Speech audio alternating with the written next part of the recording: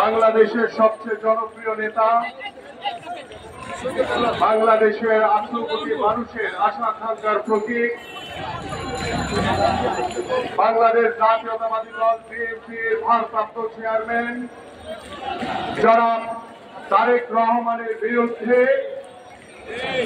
মিথ্যাচার এবং অপপ্রচার এবং বিস্ফোট হত্যাকাণ্ডের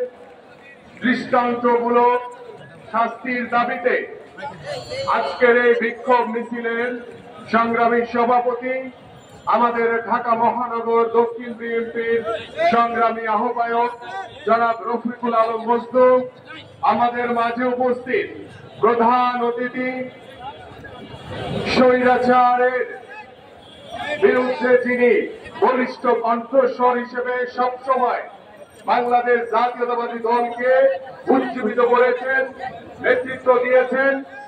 এবং আমাদের স্বৈরাচার আমলে যিনি বারবার কারা নির্যাতিত হয়েছেন, আমাদের সাবেক মন্ত্রী, পরিচ্ছন্ন রাজনীতিবিদ, বাংলাদেশ জাতীয়তাবাদী দল বিএনপির সংগ্রামী মহাসচিব জনাব মির্জা ফখরুল ইসলাম আলমগীর, আমাদের মাঝে উপস্থিত আমাদের জাতীয় নেতৃবৃন্দ এবং আমার সামনে উপবিষ্ট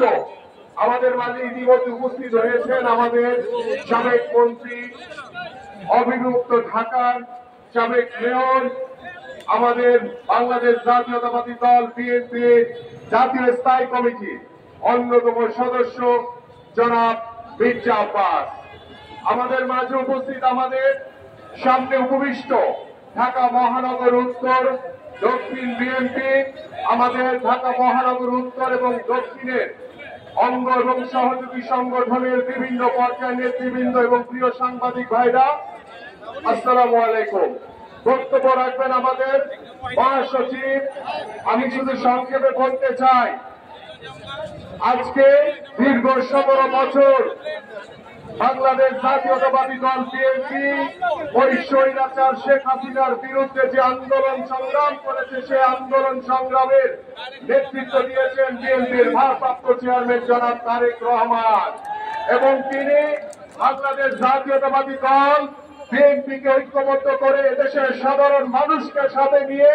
ওই স্বৈরাচার শেখ হাসিনার বিরুদ্ধে এক দফা দাবি দিয়েছিলেন। সেই দাবিতে 24-এর গণঅভ্যুত্থান ঘটেছিল, সেই 24-এর গণঅভ্যুত্থানে স্বৈরাচার শেখ হাসিনার পতন হয়েছে। সেই স্বৈরাচার শেখ হাসিনার পতনের পরে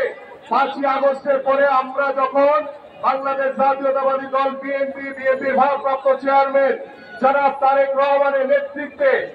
আগামীতে একটি সুষ্ঠু নির্বাচন, অবাধ নিরপেক্ষ নির্বাচনের লক্ষ্য নিয়ে দেশের সাধারণ মানুষের সাথে ঐক্যবদ্ধভাবে কাজ করে চলেছি,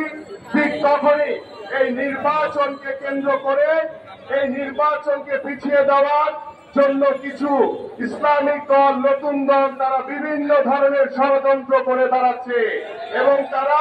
দেশি বিদেশি ষড়যন্ত্রকারীদের সাথে, ওই আওয়ামী স্বৈরাচার প্রেতাত্মাদের ষড়যন্ত্রকারীদের সাথে ঐক্যবদ্ধ করে বাংলাদেশ জাতীয়তাবাদী দলের বিরুদ্ধে মিথ্যা অপপ্রচার, মিথ্যা অপরাজনীতি করার চেষ্টা করছে। আমরা খুব দৃঢ়ভাবে বলতে চাই,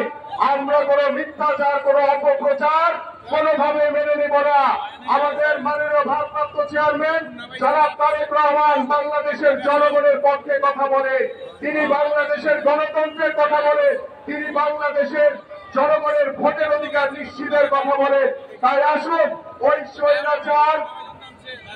আমরা যে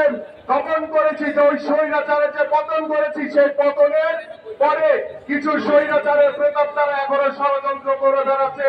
এই জন্য আপনাদেরকে, আমাদেরকে সতর্ক থাকতে হবে এবং নির্ভয়ে যে ঘটে যাওয়া হত্যাযজ্ঞ, এই হত্যাযজ্ঞের আমরা দৃষ্টান্তমূলক শাস্তি দাবি করছি, সরকারের কাছে আহ্বান করছি দ্রুত সময়ের ভিতরে ওই হত্যাকাণ্ডের সাথে যারা জড়িত ছিল এবং যারা নির্বাচনকে পিছিয়ে দেওয়ার জন্য বিভিন্ন ষড়যন্ত্র করে যাচ্ছেন, মিথ্যাচার করছেন, অপপ্রচার করছেন, তাদেরকে আইনের আওতায় এনে দ্রুত বিচারের দাবি করছি। আপনাদের সকলকে ধন্যবাদ। বাংলাদেশ জিন্দাবাদ, বাংলাদেশ জাতীয়তাবাদী দল বিএনপি জিন্দাবাদ। দেশনেত্রী বেগম খালেদা জিয়া জিন্দাবাদ, বিএনপির ভারপ্রাপ্ত চেয়ারম্যান জনাব তারেক রহমান জিন্দাবাদ, শহীদ রাষ্ট্রপতি জিয়াউর রহমান জিন্দাবাদ, ঢাকা মহানগর উত্তর এবং দক্ষিণ বিএনপি সহ সকল অঙ্গ সংগঠন জিন্দাবাদ।